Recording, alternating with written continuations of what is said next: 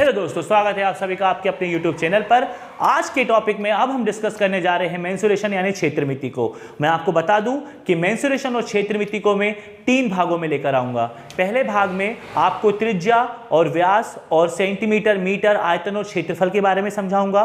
दूसरे भाग में मैं आपके लिए जो चीजें लाऊंगा, खैर वो तो दूसरे भाग में बताऊंगा, लेकिन जो पहला भाग होने वाला है आज का, रेडियस और सेंटीमीटर, मीटर और व्यास क्या होता है, इसके बारे में हम जानने वाले हैं। तो आपको वीडियो को एंड तक पूरा देखना है। ये क्लास 8th से लेकर 9th और 10th तीनों क्लासेस के लिए बहुत इंपॉर्टेंट टॉपिक है। आपको कुछ नहीं करना है, अगर आप बेसिक जानना चाहते हो, समझना चाहते हो और आपके वीक है ये मेंसुरेशन, तो आपको इस वीडियो को एंड तक पूरा देखना है। और सबसे पहले ये जान लेते कि ये सब क्षेत्रमिति यानी मेंसुरेशन होता क्या है। तो सुनिए, मेंसुरेशन यानी कि क्षेत्रमिति वही है जिसमें वृत्त होता है, गोला होता है जिसे हम इंग्लिश में स्फेयर बोलते हैं, सिलेंडर होता है जिसे हम बेलन बोलते हैं, कोन होता है जिसे हम शंकु बोलते हैं।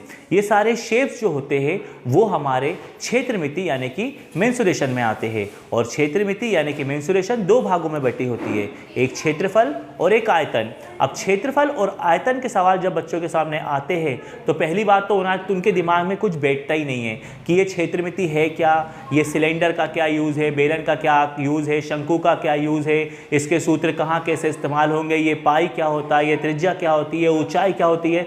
तो इसी गड़बड़ी में, इसी हौच पौच में इतने उलझ जाते हो कि समझ ही नहीं आता है कि सवाल करे तो करे कैसे। अब इतने सारे फॉर्मूले, उन्हें याद करे तो करे कैसे, और अगर फॉर्मूले जैसे तैसे याद हो गए तो उन फॉर्मूलों को यूज करे कैसे, कुछ बात ही दिमाग में नहीं जाती है। तो आज के वीडियो में हम आपके लिए लेकर आए हैं मेंसुरेशन का बेसिक कॉन्सेप्ट जिसमें आप जानेंगे कि क्षेत्रमिति का बेसिक कॉन्सेप्ट होता क्या है, जिस कॉन्सेप्ट के थ्रू आप इजीली अपने सवालों को बहुत आसानी से हल कर सकते हैं। तो आप देखिए कि मेंसुरेशन में सबसे पहले क्या क्या होती है। सबसे पहले आती है आर, जिसे हम इंग्लिश में बोलते हैं रेडियस और हिंदी में बोलते हैं त्रिज्या।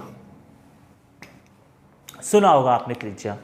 तो सबसे पहले मैं आज के वीडियो में आपको पूरी मेंसुरेशन की बेसिक चीजें बताने वाला हूं, बिल्कुल बेसिक चीजें शुरुआत से, कि आखिर क्षेत्रमिति मेंसुरेशन होती क्या है, क्या क्या उसमें यूज होता है, कौन कौन से उसमें कॉन्सेप्ट लगते हैं।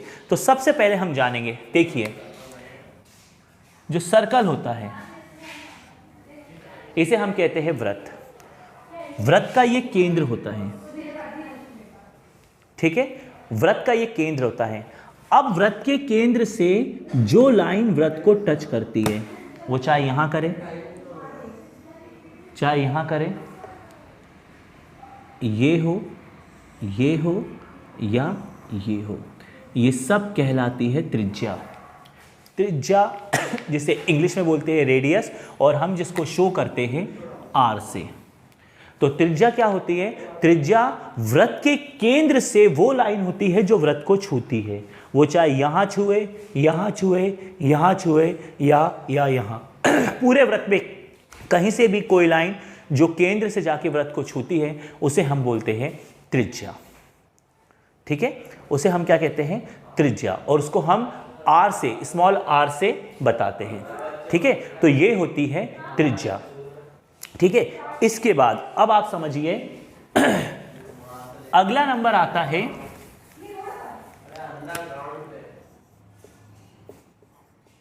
व्यास, जिसे हम इंग्लिश में बोलते हैं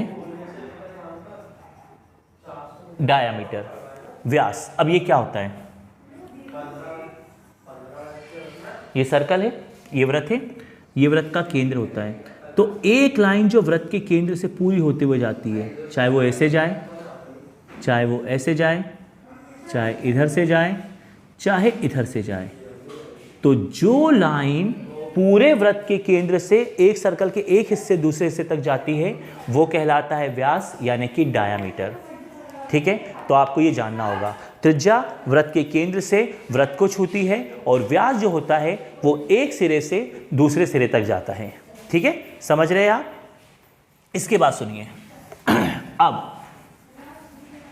जो व्यास होता है उसे हम d से शो करते हैं, और जो रेडियस होती है उसे हम r से शो करते हैं, और जो व्यास होता है वो त्रिज्या का दुगना होता है। कैसे? ये चीज आपने सुनी हो तो अच्छी बात है, नहीं सुनी हो तो मैं बता रहा हूं कि जो वृत्त का व्यास होता है वो त्रिज्या का दुगना होता है। लेकिन कैसे होता है ये आप जानिए। देखिए, ये होता है वृत्त, ये होता है वृत्त का केंद्र। अब आपने सीखा कि वृत्त के केंद्र से जो वृत्त को टच करती है वो त्रिज्या, तो भाई ये तो हो गई त्रिज्या, तो वृत्त के केंद्र से ये भी तो यहाँ छू रही है, तो ये भी तो क्या हो गई, त्रिज्या। लेकिन जब लाइन यहाँ से यहाँ तक पूरी बन गई तो वो तो बन गया व्यास। बन गया कि नहीं बन गया भाई? आधे केंद्र से जो वृत्त को छुएगी वो तो है त्रिज्या, वो तो है त्रिज्या। और ध्यान से सुनिए, और जो रेखा पूरे केंद्र से होकर चली जाए वो बन जाता है व्यास। तो अगर हम देखें तो एक हिस्सा आर का ये वाला, एक हिस्सा आर का ये वाला, और आर जब दोनों जुड़ गए तो बन गए 2r, तो हो गया ना व्यास त्रिज्या का दुगना। हो गया ना व्यास त्रिज्या का दुगना हो गया। देखिए बिल्कुल आराम से, ये वो बेसिक कॉन्सेप्ट है जो आपको कोई नहीं बताएगा, और जब आपको कोई नहीं बताएगा तो आपको क्षेत्रमिति समझ में ही नहीं आनी है। तो ये चीजें आपको क्षेत्रमिति मेंसुरेशन पढ़ने से पहले आना बहुत जरूरी है। क्लास 9 के स्टूडेंट हो, क्लास 8 के हो, चाहे क्लास 10th के हो, सभी के लिए ये बहुत जरूरी टॉपिक है।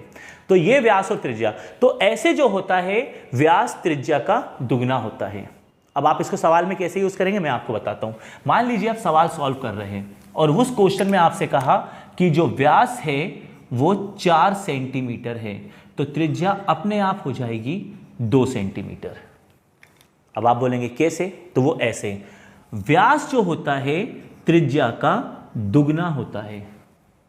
होता है अगर कैसे? अगर मैंने बोला कि त्रिज्या 6 है तो फिर व्यास कितना हो जाएगा? 12। हो गया डबल। अगर मैंने बोला रेडियस 3 है तो व्यास कितना हो जाएगा? 6। व्यास कितना हो जाएगा? 6। समझ गए आप?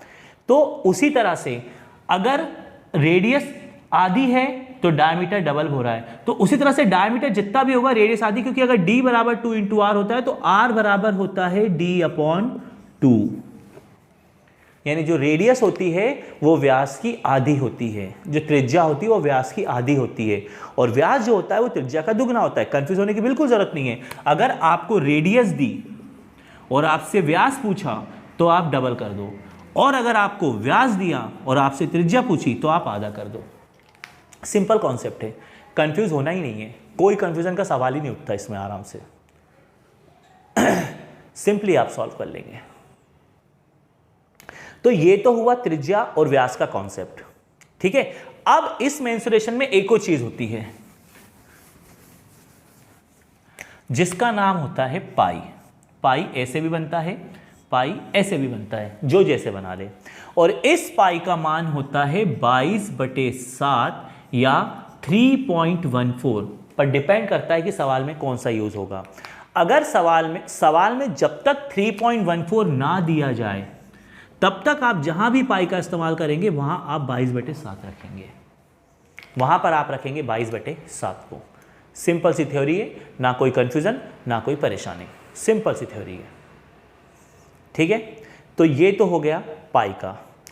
अब मेंसुरेशन में आज के वीडियो में मैं मेंसुरेशन की वो बेसिक चीजों को ले रहा हूं जो सवालों के लिए बहुत जरूरी है।